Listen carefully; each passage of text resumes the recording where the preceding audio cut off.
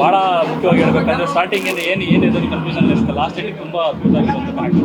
ಒಂದು ಅಭಿಮಾನ ಯಾವ ಮಟ್ಟಿಗೆ ಇರಬೇಕು ಅಂದರೆ ಯಾವ ರೀತಿ ಇರಬೇಕು ಅಂತ ಇವತ್ತಿನ ಪ್ರಸ್ತುತ ಏನೋ ಒಂದಷ್ಟು ಘಟನೆಗಳಾಗ್ತದೆ, ಎಲ್ಲರಿಗೂ ಒಂದು ಉತ್ತರ ಆಗುತ್ತಾ ಅಂತ ಈ ಸಿನಿಮಾ.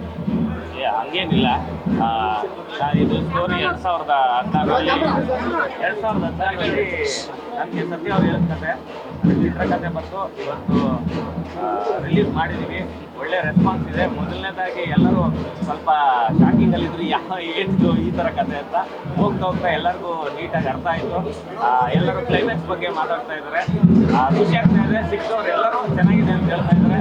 ಇನ್ನು ಕರ್ನಾಟಕ ಜನತೆ ನೋಡಿ ಹತ್ತಬೇಕು ಅಂತ ಕೇಳ್ಕೊತಾ ಇದ್ದಾರೆ. ಸರ್, ತುಂಬ ಮುಖ್ಯವಾಗಿ ಅಭಿಮಾನಿಗಳ ದೇವರು ಅಂತ ಅಣ್ಣ ಹೇಳಿದ್ರು ಮಾತು, ಅದನ್ನ ಸಿನಿಮಾದುದ್ದಕ್ಕೂ ಸಾರ್ಥ ಹೋಗುತ್ತೆ ಅದೊಂದು ಥಾಟ್ ಅಂತ. ಅದೇ ಅಭಿಮಾನಿಗಳೇ ದೇವರು ಅನ್ನೋದು, ನಮ್ಮ ಕೆಲಸವನ್ನು ನಾವು ಮಾಡ್ಕೊಂಡಿರ್ಬೇಕು, ಕಾಯಕವೇ ಕೈಲಾಸ ಅನ್ನೋದೇ ನಮ್ಮ ಸಿನಿಮಾದ ಒಂದು ಲೈನು. ಅದನ್ನು ಮಾಡಿದ್ವಿ. ಇವತ್ತಿಗೆ ಸ್ಟಾರು ಸಿನಿಮಾ ಅಂದ ತಕ್ಷಣ ಒಂದಷ್ಟು ಇದು ಬಂದ್ಬಿಡುತ್ತೆ ನಮ್ಗೆ, ಆಗಲಿ ಮತ್ತೊಂದಾಗಲಿ ಅದೆಲ್ಲವನ್ನು ಮೀರಿ ನಾವುಗಳೆಲ್ಲ ದೇವರು, ಅಭಿಮಾನಿಗಳ ದೇವರು ಅನ್ನೋ ಒಂದು ಲೈನ್ ಬರುತ್ತೆ. ಅದು ತುಂಬ ಚೆನ್ನಾಗಿರುತ್ತೆ, ಕರೆಕ್ಟ್ ಆಗಿರುತ್ತೆ. ಅದೇ ನಾವು ಅಂದ್ಕೊಂಡಿದ್ದು ಈ ಥರದ್ದು ಒಂದು ಲೈನ್ ಬಂದಾಗಲೇ ಇದನ್ನ ಕಥೆ ಹೆಂಗೆ ಮುಗಿಸ್ಬೇಕು, ಫಿನಿಶ್ ಹೆಂಗೆ ಮಾಡಬೇಕು ಅಂದಾಗ ನಮಗೆ ಅಣ್ಣವರೇ ಜ್ಞಾಪಕ ಆಗಿದ್ದು, ಅಭಿಮಾನಿ ದೇವ್ರುಗಳೇ ಜ್ಞಾಪಕ ಆಗಿದ್ದು. ಅವ್ರಿಗೋಸ್ಕರನೇ, ಎಲ್ಲ ಅಭಿಮಾನಿ ದೇವ್ರುಗಳಿಗೋಸ್ಕರನೇ, ಇಡೀ ಕರ್ನಾಟಕ ಜನತೆಗೋಸ್ಕರನೇ ಈ ಸಿನಿಮಾ ಮಾಡಿರೋದು. ಸರ್, ಅಣ್ಣವರು ಬರ್ತಾರೆ ಸಿನಿಮಾದಲ್ಲಿ ಅಂದರೆ ಅವ್ರ ಕೈ ತೋರಿಸಿದ್ದೀರ, ಒಂಥರ ಅವರ ಸಂದೇಶನೂ ಇದೆ, ಒಂದು ಲೆಕ್ಕಕ್ಕೆ ಅವರು ಇದ್ದಾರೆ. ಸೊ ಅದು ಪ್ಲಾನ್ ಮಾಡಿದಂದ್ರೆ ಆ ಥರ ತೋರಿಸ್ಬೇಕು. ಅಂದರೆ ಈ ಕಥೆಯಲ್ಲಿ ಕನ್ಕ್ಲೂಷನ್ ಕೊಡಬೇಕು ಅಂದರೆ ಡಾಕ್ಟರ್ ರಾಜ್ಕುಮಾರ್ ಅವರಂಥ ಮಹಾನುಭಾವರು ಸಿನಿಮಾದಲ್ಲಿ ಬರಬೇಕಾಗಿತ್ತು. ಅದಕ್ಕೆ ಅದನ್ನು ನಾವು ಕ್ರಿಯೇಟ್ ಮಾಡಿದ್ವಿ. ಅವ್ರಿಗೆ ಎಷ್ಟು ಇದಾಗಿತ್ತು ಸರ್ ಅಂತ, ಯಾಕಂದ್ರೆ ಅವ್ರ ಆಡಿಯೋ ಬರ್ತಾರಲ್ಲ, ಆಡಿಯೋ ಬಂದು ನಾವು ಒಂದು ಅವ್ರದ್ದು ರೆಫರೆನ್ಸ್ ವಾಯ್ಸನ್ನು ಒಂದು ತೊಗೊಂಡು ಅದನ್ನು ಎಲ್ಲಿ ಕನ್ವರ್ಟ್ ಮಾಡಿದ್ದು ಸ್ವಲ್ಪ ಕೆಲಸ ಹಿಡಿದಿತ್ತು. ಬಟ್ ಅಥೆಂಟಿಕ್ಕಾಗಿ ಬಂದಿದೆ ಅಂತ ಅಂದ್ಕೊಂಡಿದ್ದೀವಿ. ನಿನ್ನೆ ಒಂದು ಆಯಿತು, ಪೇಟ್ ಪ್ರೀಮಿಯರ್ ಇವತ್ತು ಆಯಿತು, ನಿಮ್ಗೆ ಸಿಕ್ಕಂಥ ಬೆಸ್ಟ್ ರೆಸ್ಪಾನ್ಸ್? ಒಳ್ಳೆ ರೆಸ್ಪಾನ್ಸ್ ಇದೆ. ಎಲ್ಲರೂ ಪಾಸಿಟಿವ್ ಆಗಿ ಹೇಳ್ತಾ ಇದ್ದಾರೆ. ಇನ್ನು ಮುಂದಕ್ಕೆ ಈ ಶೋ ಮುಗಿದ್ಮೇಲೆ ಏನು ರಿವ್ಯೂ ಸ್ಪ್ರೆಡ್ ಆಗುತ್ತೆ ಅದ್ರ ಮೇಲೆ ನನಗೆ ಪಕ್ಕ ಇನ್ನೊಂದು 3 ಗಂಟೆ ಗೊತ್ತಾಗುತ್ತೆ ಹಿಂಗೆ ಏನು ಅನಿಸ್ತಾ ಇಲ್ಲ. ನಿಮ್ಗೇನು ಅನಿಸ್ತಾ? ಚೆನ್ನಾಗಿದೆ.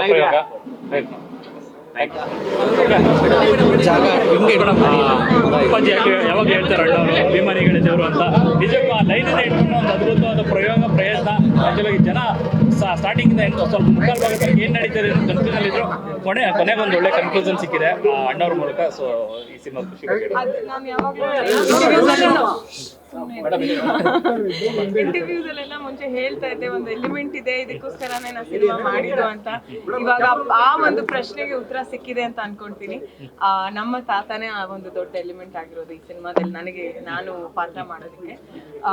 ತುಂಬಾ ಚೆನ್ನಾಗಿ ವಿಕ್ಕಿ ಅವರು ಕಥೆನ ತಗೊಂಡು ಹೋಗಿದ್ದಾರೆ.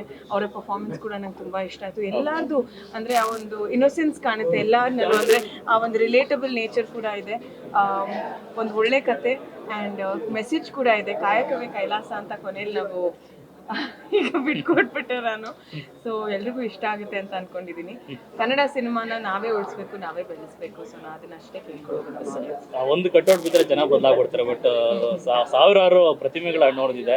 ಸೊ ಅದು ತುಂಬಾ ಒಳ್ಳೆ ಐಡಿಯಾ ಆಗ್ತದೆ. ಆ ಥರ ಏನು ಅಲ್ಲದ ಅಭಿಮಾನಿಗಳ ದೇವರು ಅಂತ ಹೇಳಿ ಅದೇ ಕೊನೆಯಲ್ಲಿ ಹೇಳ್ತಾರಲ್ಲ, ಆ ಬಾರನ್ನೆಲ್ಲ ನಾನು ಅಭಿಮಾನಿಗಳ ಮೇಲೆ ಹಾಕ್ಬಿಡ್ತೀನಿ ಅಂತ ಹೇಳ್ತಾರೆ. ತುಂಬಾ ಚೆನ್ನಾಗಿ ಆ ಒಂದು ಡೈಲಾಗ್ ನನಗೆ ತುಂಬಾ ಇಷ್ಟ ಆಯ್ತು. ನಿಜವಾಗ್ಲೂ ನಾನು ಇನ್ನೂ ಹಂಗಲ್ಲೇ ಇದ್ದೀನಿ. ಆ್ಯಂಡ್ ಪ್ರತಿಯೊಬ್ರು ಈ ಒಂದು ಸಿನಿಮಾನ ನೋಡ್ಬೇಕು. ಅಂದ್ರೆ ನನ್ನ ಸಿನಿಮಾ ಅಂತ ನಾನು ಹೇಳ್ತಾ ಇಲ್ಲ ಇದನ್ನ. ಒಂದು ಒಳ್ಳೆ ಕಥೆ, ನಮ್ಮ ಕನ್ನಡ ಚಿತ್ರರಂಗದಲ್ಲಿ ಈ ತರ ಒಂದು ಸಿನಿಮಾ ಬಂದಿರೋದು ನಮ್ಗೆ ಹೆಮ್ಮೆ ಆದ ವಿಚಾರ. ಸೊ ಪ್ರತಿಯೊಬ್ಬ ಕನ್ನಡಿಗರು ಈ ಒಂದು ಸಿನಿಮಾನ ನೋಡ್ಬೇಕು ಆ್ಯಂಡ್ ಆಚರಿಸ್ಬೇಕು ಅಂತ ನಾನು ಹೇಳಕ್ ಇಷ್ಟಪಡ್ತೀನಿ. ನಿಮ್ಮ ಸಿನಿಮಾದಲ್ಲಿ ಅಣ್ಣವ್ರು ಇರೋ ತರ ಆಗಿದೆ.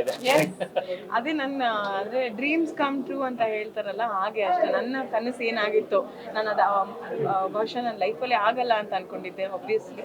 ಆದರೆ ನಮ್ಮ ವಿಕ್ಕಿ ಅವ್ರು ನನಗೆ ಆ ಒಂದು ಕನಸನ್ನ ನನಸು ಮಾಡಿಕೊಟ್ಟಿದ್ದಾರೆ. ಸೊ ಥ್ಯಾಂಕ್ ಯು ವಿಕ್ಕಿ ಅವರೇ. ಏನಲ್ಲಿ ಅವರ ಆಡಿಯೋ ಕೇಳೋ ನಿಮಗೆ ಹೇಗೆ ಅನಿಸ್ತಾ? ಸ್ವಲ್ಪ ಎಮೋಷನಲ್. ನಮಸ್ಕಾರ. ನಾನು ದೊಡ್ಡ ಮನೆ ಸಿನಿಮಾ ಮಾಡೋಕ್ಕೆ ತುಂಬ ಭಯ ಆಗ್ತಾ ಇತ್ತು. ಅವರು ಏನಪ್ಪ ಯಾವ ಥರ ಏನು ನಮ್ಮ ಪ್ರೊಡಕ್ಷನ್ಗೆ ಅವ್ರು ಧನ್ಯ ಮೇಡಮ್ ಇರ್ಬೋದು, ವಿಕ್ಕಿ ಸರ್ ಇರ್ಬೋದು, ಎಲ್ಲ ಸಿನಿಮಾ ಮಾಡೋಕ್ಕೆ ಒಪ್ಕೊಂಡಿದ್ದೆ. ನಾನು ದೊಡ್ಡದು ನನಗೆ ಇವಾಗ ದೊಡ್ಡ ಮನೆ ಹಾಕೊಂಡ್ರೆ ಇವಾಗ ಪ್ರೀತಿ ಜಾಸ್ತಿ ಆಗಿದೆ. ಸಿನಿಮಾ ಚೆನ್ನಾಗಿ ಬಂದಿದೆ ಅಂದ್ಕೊಂಡಿದ್ದೀನಿ. ಎಲ್ಲರೂ ನಿಮ್ಮೆಲ್ಲ ಸಪೋರ್ಟ್ ಖಂಡಿತ ನನಗಿರಲಿ. ನಾನು ಮುಂದೆ ಕಂಟಿನ್ಯೂ ಸಿನಿಮಾ ಮಾಡಬೇಕು ಅಂತ ನಾನು ಬಂದಿರೋದು. ನಿಮ್ಮೆಲ್ಲ ಸಪೋರ್ಟ್ ಇದ್ದರೆ ಖಂಡಿತ ಸಿನಿಮಾನ ಮುಂದುವರ್ಕೊಂಡು ಹೋಗ್ತೀನಿ ಅಂತ. ಸರ್ ಇಂಥ ಕತೆ ಮಾಡುವಾಗ ಒಂದು ಸ್ವಲ್ಪ ಇದಿರುತ್ತೆ ಅಂದ್ರೆ ಟ್ರಿಕ್ಕಿ ಇದೆ. ಕೊನೆ ತನಕ ಏನಾಗುತ್ತೆ ಅಂತ ಗೊತ್ತಲ್ಲ, ಬಟ್ ಲಾಸ್ಟ್ ಕ್ಲೈಮ್ಯಾಕ್ಸ್ ಜನಕ್ಕೊಂದು ಕನ್ಫ್ಯೂಷನ್ ಸಿಗೋದು, ಓ ಇದು ಕತೆ ಅಂತ. ಹೌದು, ಈಗ ಕ್ಲೈಮ್ಯಾಕ್ಸ್ ರಿವೀಲ್ ಮಾಡಬಾರ್ದು ಅಂತಿತ್ತು, ಇಲ್ಲಿವರೆಗೂ ಇವತ್ತೇ ರಿವೀಲ್ ಆಗಿರೋದು. ಅದು ತುಂಬಾ ಖುಷಿ ಆಯ್ತು. ರಾಜ್ಕುಮಾರ್ ಸರ್ ನನ್ನ ಪ್ರೊಡಕ್ಷನ್ ಮಾಡಿದವರಿಂದ ನನಗೆ ತುಂಬಾ ಹೆಮ್ಮೆ ಆಯ್ತು. ಅವೆಲ್ಲ ಚಿಕ್ಕ ಅವ್ರ ಅಭಿಮಾನಿಗಳು ನಾವು ರಾಜ್ಕುಮಾರ್ ಸರ್ ನೋಡೋಕೆ ಆಗಿರ್ಲಿಲ್ಲ. ಇವತ್ತು ನಮ್ಮದೇ ಒಂದು ಪ್ರೊಡಕ್ಷನ್ ರಾಜ್ಕುಮಾರ್ ಅಭಿನಯ ಮಾಡಿದ್ದಾರೆ ಅಂತ ಮನಸ್ಸು ತುಂಬಾ ತೃಪ್ತಿಯಾಗಿದೆ ಅಲ್ಲ, ನನಗೆ. ನಿಜಕ್ಕೂ ಹಂಗೆ ಸಣ್ಣವ್ರಿಗೆ ಸಿನಿಮಾ ಮಾಡಿದೆ, ಸ್ಟಾರ್ಟಿಂಗ್ ಎಂಡ್ ತನಕ ಅಣ್ಣವ್ರು ಅದೇ ನಾನು ದೊಡ್ಡ ಮನೆ ಸಿನಿಮಾ ಮಾಡಕ್ಕೆ ಭಯ ಆಯ್ತಿತ್ತು. ಅದ್ರಲ್ಲಿ ದೊಡ್ಡ ಮನೆಯಲ್ಲೇ ನಮ್ಮ ಸಿನಿಮಾದಲ್ಲಿ ಆಕ್ಟ್ ಮಾಡೋ ಥರ ನಂಗೆ ಸಖತ್ ಖುಷಿ ಆಗ್ತದೆ. ಅದಂತೂ ನಂಗೆ ತುಂಬಾ ಸಂತೋಷ ಆಗ್ತದೆ. ನೀವು ಆಕ್ಟಿಂಗ್ ಮಾಡ್ಬಿಟ್ಟಿದ್ದೀರಾ? ಇಲ್ಲ ಸರ್, ಯಾರೋ ಬೇರೆ ಮಾಡ್ಬೇಕಾಯ್ತು, ನೀವು ಮಾಡಿದ್ರು ಹಂಗೆ ಸೀನ್ ಮಾಡಿದೆ ಅಷ್ಟೇ. Thank you.